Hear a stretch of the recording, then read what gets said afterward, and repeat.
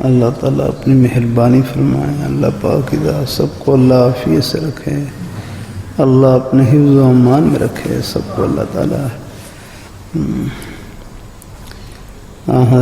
بہرحال مقصد کہنے کا یہ ہے کہ جزاک اللہ برکت نصیب فرمائے، اللہ عافیت سے رکھے۔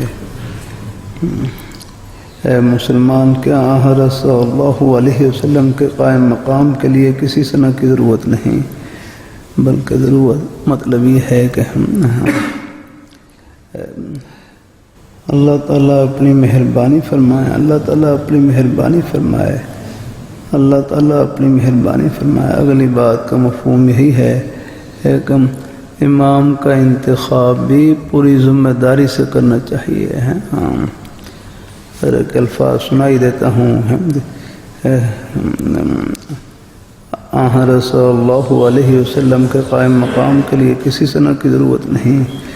جس کو قرآن مجید کی چند صورتیں یاد ہوں اس کو اپنا امام بنا لیتے ہیں، اور چونکہ اب پوری طرح علمی صلاحیت نہیں ہوتی تو پھر بعض لوگ پھر غلط عقائد کی ترویج کرتے ہیں۔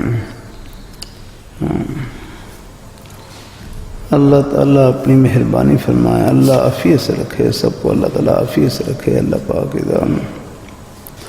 جزاک اللہ۔